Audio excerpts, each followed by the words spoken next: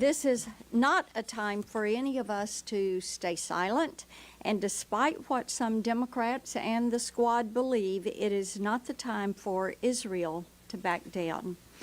That is exactly why last week I led 19 colleagues in calling for President Biden to freeze the $6 billion ransom payment he gave Iran.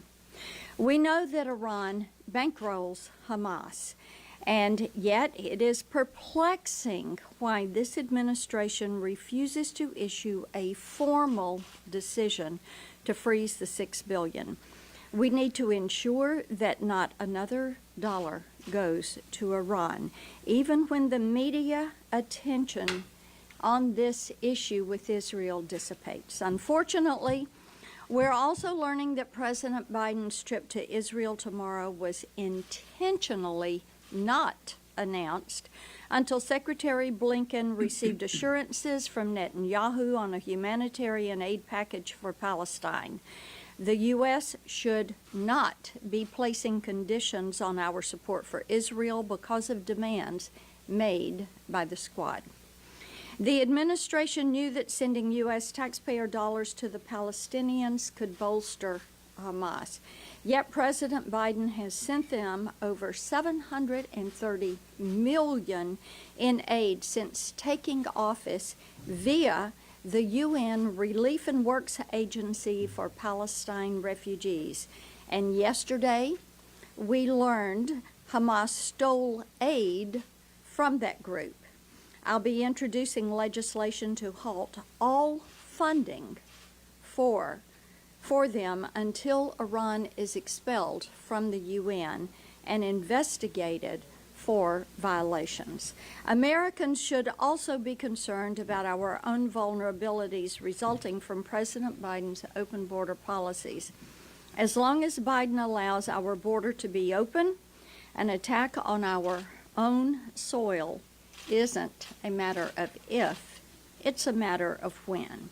Protecting our homeland and preventing Hamas sympathizers from entering our country is paramount. And the egregious actions of Hamas must not go unpunished. 30 American citizens are dead. Women were raped, paraded through the streets, and murdered. Innocent babies were beheaded. We must permanently freeze the $6 billion ransom payment to Iran.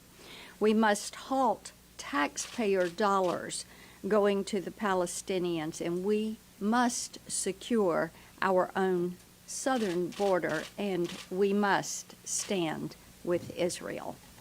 At this time, let's see, Senator Marshall, Senator Thune.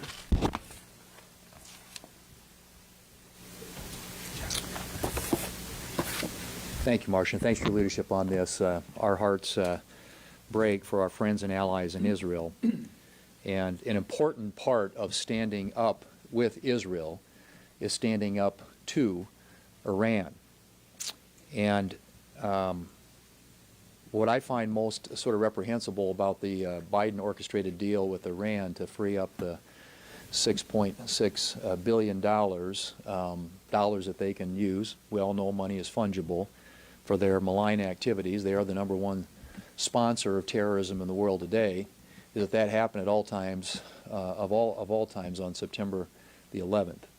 But I appreciate Senator Blackburn and her good work, and our colleagues. The administration is at least backing away from that ill-advised move, and I think we need to make that, codify that, put that into law. So there will be an attempt to do that, to get unanimous consent to permanently freeze that $6.6 billion that was going to be made available to Iran.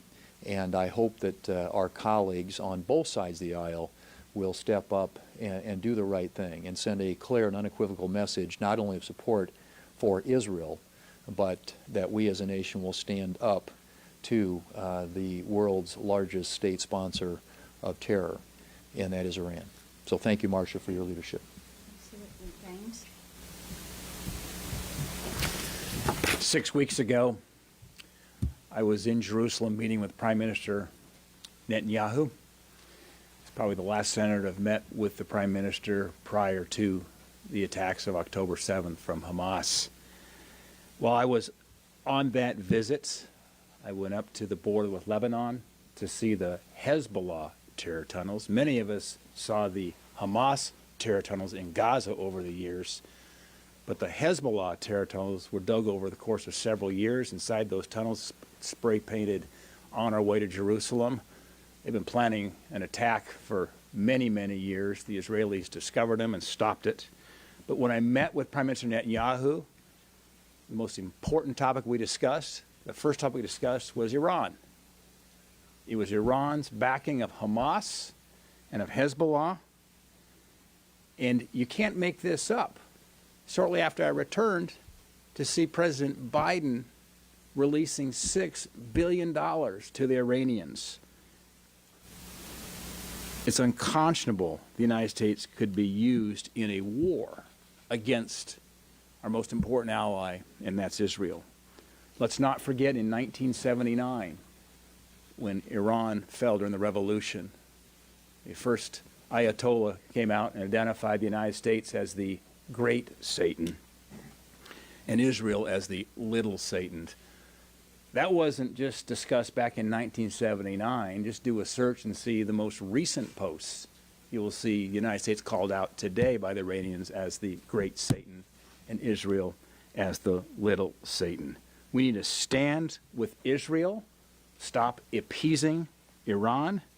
This is a moment of moral clarity that is badly needed by our country. We need this from President Biden to understand clearly who the true friends are and who the enemies are. And Biden's ransom payment made to the Iranians shows you where his true colors are, and that's facilitating and enabling Iran to continue to be the leading sponsor of terrorism in the world. John? Ronald Reagan famously talked about peace through strength. Weakness is a provocation. It's an incentive for the number one state sponsor of terrorism, Iran, and other autocratic countries like Russia in Ukraine, like China in Asia, to take action when they feel like America and its allies have let its guard down. And unfortunately, the message of the Biden administration has been one of appeasement of Iran.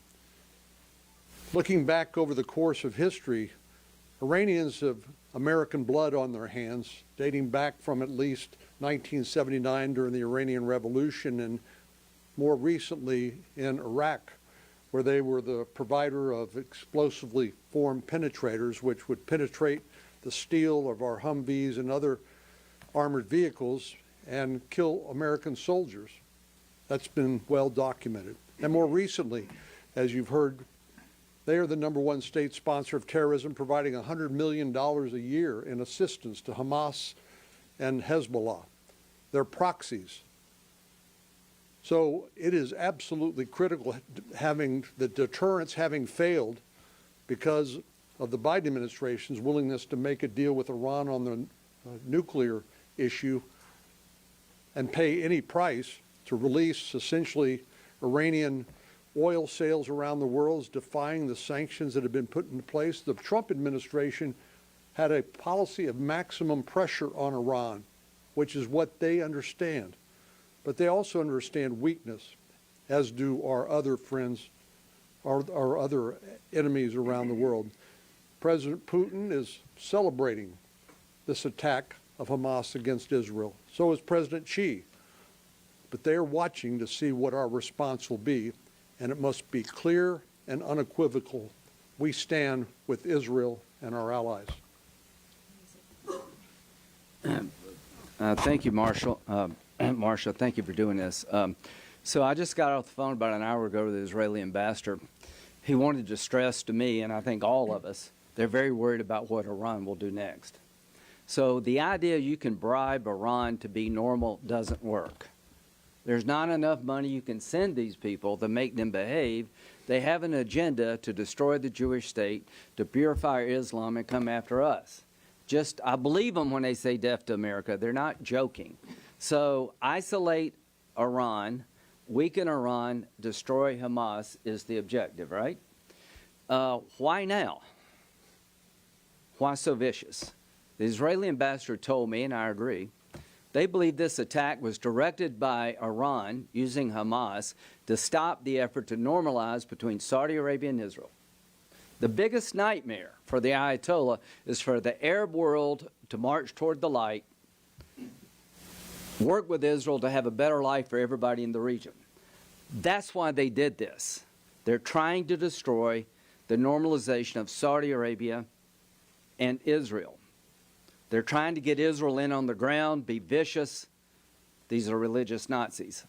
Not only should we cut off all the money, we should put on the table that if there's a second front open against Israel by Hezbollah that has 100,000 precision-guided rockets pointed at Israel, if that happens, there will not be a two-front war, there will be a three-front war. There's either going to be one front or three fronts. I'm begging the Biden administration to be clear. Just don't say don't. Spell out what happens if Hezbollah is used by Iran to try to expand this war and destroy Israel. I appreciate the aircraft carriers, strike groups going into the region. We have the capability, but we need to have the will. And I believe the people behind me would rise to the occasion. And I hope there are people on the other side would rise to the occasion if this war escalates and if Hezbollah opens up another front in a serious way to destroy and overwhelm the Israeli Iron Dome defenses, that we would be going after the great Satan. The great Satan is not the United States or Israel, it's Iran. Thank you, Marsha, for doing this. We have a lot of people in Florida that were over in Israel on holiday. They've got a lot of relatives and friends there. I have one individual I talked to that his sister-in-law's family, 3 kids, I think 2 6-year-olds, 3, and the parents are all just murdered, shot in the head. I talked to an individual at a kibbutz that I had visited with my wife in 2019. She fortunately was out of town, but the people on her left, everybody, every house on her street, everybody was murdered. The babies were beheaded. Teenage girls were raped and then burnt alive. So that's what we're dealing with. So this is not just Hamas. This is Iran. What are we doing? What is the Biden administration thinking? That how can you ever do something with somebody that wants to destroy you and destroy your friends? So we have to make sure this money does not go to Iran. But I'm in the camp with Lindsay. We have got to send a message to Iran. This has to stop. Unless if it doesn't stop, you will be attacked. I mean, this is the only way this is going to end. And their goal is to destroy Israel, destroy every Jew, and destroy every American. We have 30 Americans died. We've got Americans held hostage. This administration needs to show up and start worrying about the people, spend more time worrying about Americans and Israel than it does about having some relationship with Iran and the Palestinians. It's disgusting what this administration is doing. Right.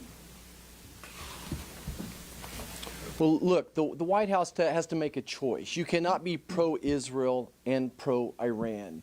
You have to make that decision. There's no way that you can support both of these people.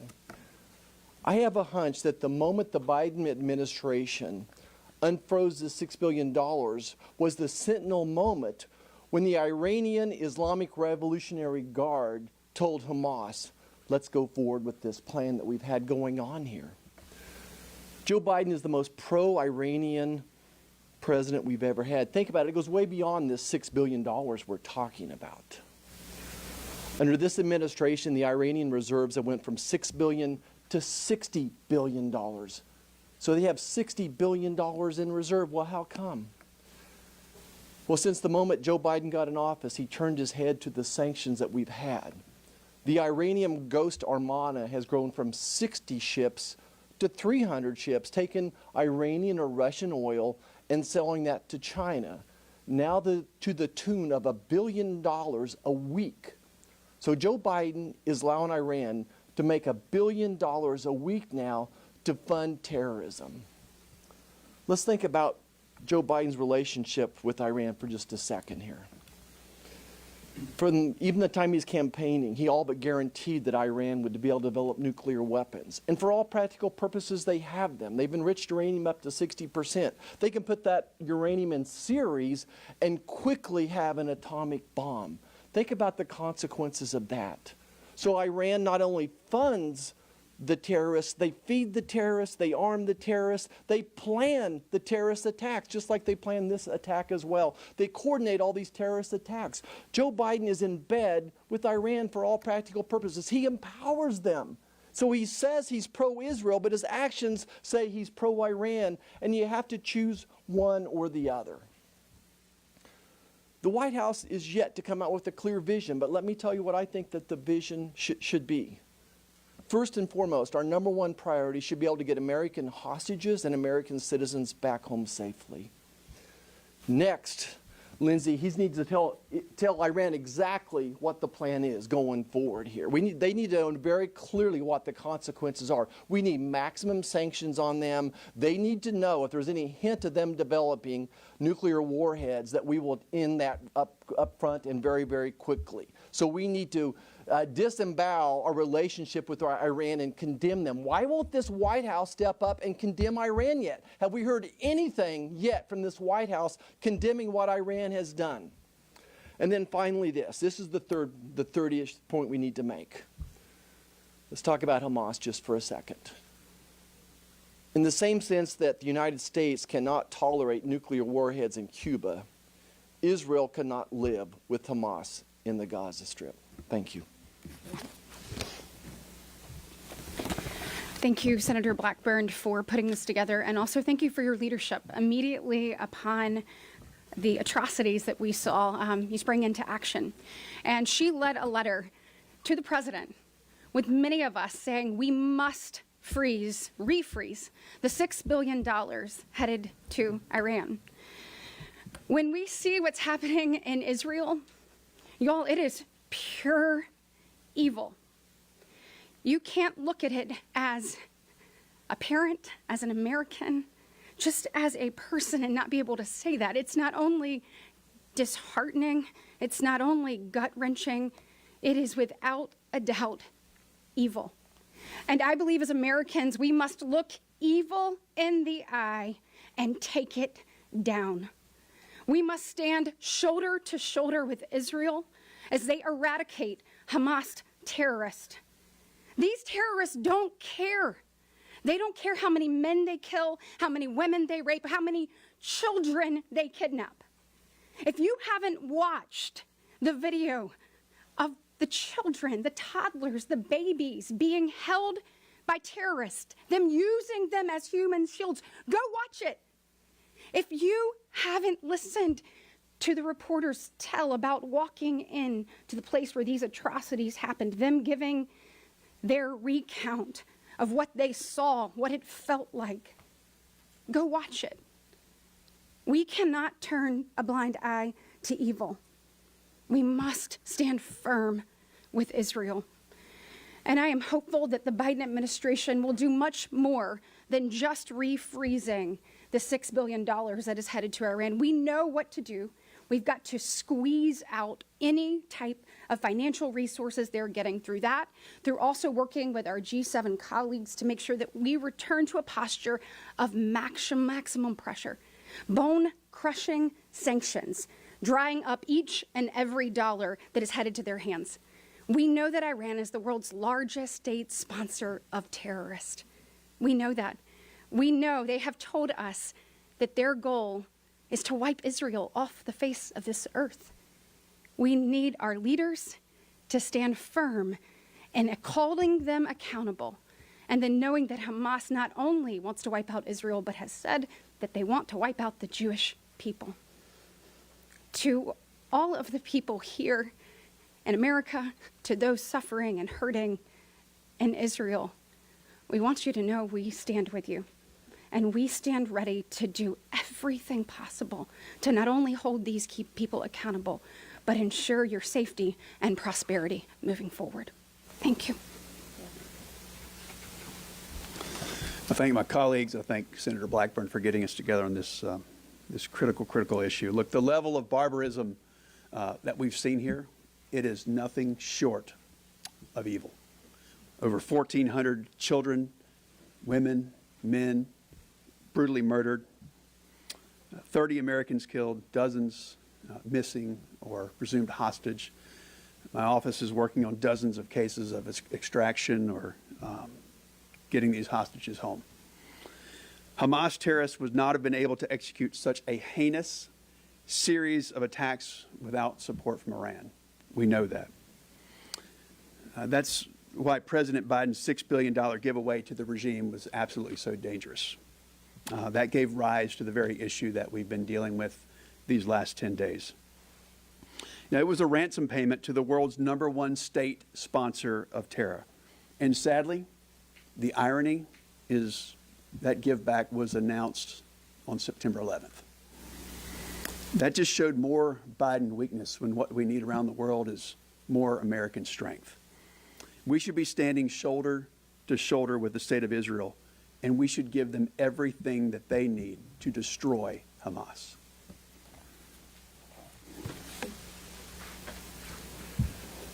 We stand with Israel, and we must end this appeasement strategy by the Biden administration toward Iran. I'm glad the president finally saw some common sense in temporarily freezing the $6 billion. But let's remember, this was a deal cut in secret by the Biden administration, and if the Wall Street Journal reports are accurate, Iran was double dealing with us, talking to Hamas, planning this attack at the same time they're negotiating getting the $6 billion from us. That just shows you the level of contempt that Iran has for the Biden administration. It is naive and stupid to think that if we give them enough money that Iran will play nice. It's not going to happen.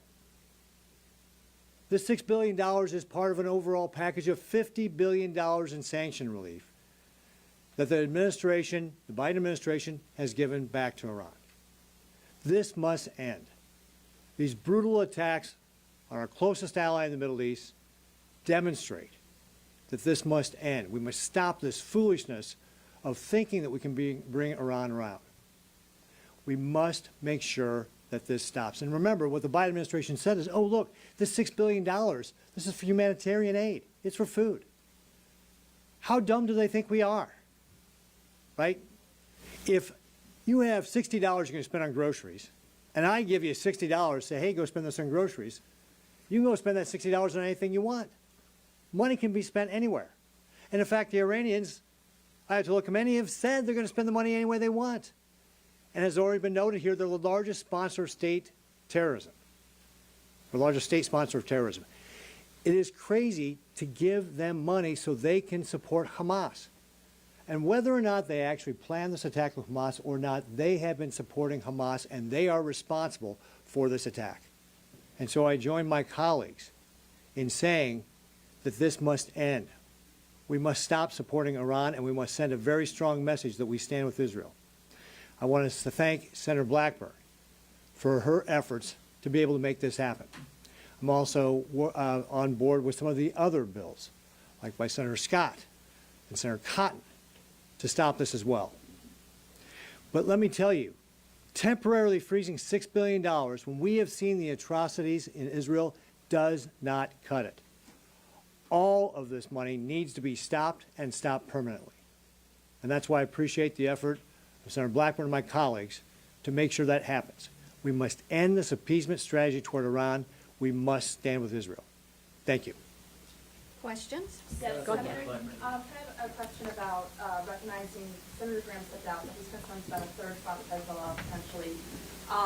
If that were true and the U.S. found itself involved, wouldn't John. this be a time to press Senator Tuberville to lift his holds on all of the senior military officials? Aren't those related to national security?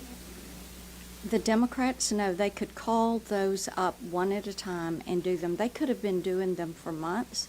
What we need to do right now is make certain that Israel knows we stand with them. Yes, go ahead. Iran's defense minister has threatened a preemptive strike for the ground invasion by Israel. How serious do you think that the U.S. Biden administration should take those threats when considering supporting Israel? And what specifically do you think Biden administration should do should John, Iran get I involved? want to do that.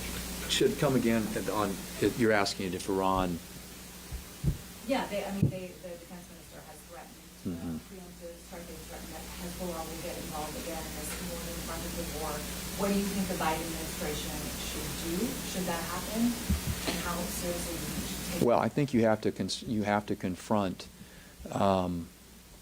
confront the evils of Iran and Hamas, and remember, Iran is enabling Hamas and Hezbollah, with strength. And they have to understand that there will be consequences to this kind of behavior. And I think the United States, obviously, as they think about, and you heard earlier Senator Graham and others talk about having a clear plan, but if they were to try and escalate or in some way further what's already been done, then I think they have to understand there will be a response that needs to be a swift one, and it shouldn't be just the United States. It should be all of our allies, not only in the region but around the world. But that means U.S. military involvement? Well, I think I think you have to. I don't think you take any option off the table. I think you have to be prepared to respond to what is a clear provocation and not only terrible loss of life for Israel, but also, as has already been pointed out, it doesn't stop at Israel. I mean, Iran, we are the next target, and I think people need to understand this has national security implications, not just for Israel in that region, but for the United States. Over here. You talked about the destabilizing policies of the Islamic Republic in the region and their support for terrorism. Over a year ago, after a woman was killed in Iran by the morality police, the people of Iran took it to the streets and they called for regime change in Iran. And lots of people have been killed since then. More than 20,000 people have been put in jail.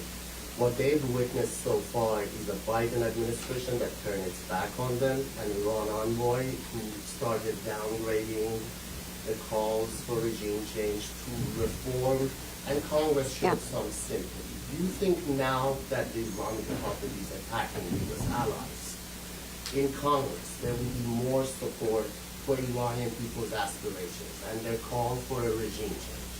We have continued to talk with individuals in Tennessee that are of Iranian descent and hear from them about how young people in Iran want to see a regime change and want to see that freedom.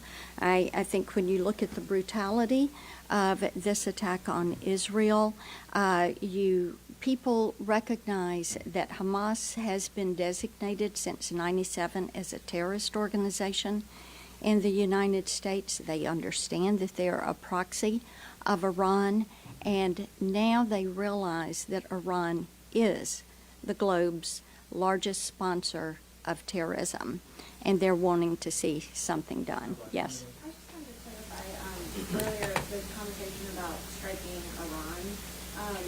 Do you guys agree with Senator Graham that the United States should directly Lindsay, strike you Iran wanna- if Hezbollah does get involved in Israel? And what is that red line? Because there's already rocket fire going back and forth between Hezbollah and Israel. Well, I mean, I think Senator Graham speaks his own mind on these issues, and there isn't anybody who's a greater ally and friend of Israel than Senator Graham. I think that as you think through, the administration, I think, clearly needs to have a plan, think through the progression of various things that could or couldn't happen. I think that I will let Senator Graham speak for himself on that subject, but I just think we have to be prepared, and our allies have to be prepared, in the event the Iranians try to escalate this, and hopefully they'll think better of it. I mean, there's a lot of chest pounding that's going on right now, which, in the end, if they think long and hard about it, the consequences for them, if they try to orchestrate rocket attacks from the north, from Hezbollah, or other types of Syria. I just think they have to be prepared for what inevitably will be a response, and that response could be very consequential for them. And I don't know what form it takes, but I just think our military has to be prepared for that, and understand that this is part of a broad effort. I mean, Iran's furnishing drones in Ukraine. This is malign activity. Doesn't stop at the border of Gaza.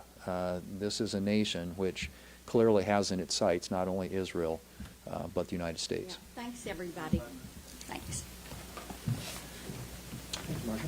Appreciate it.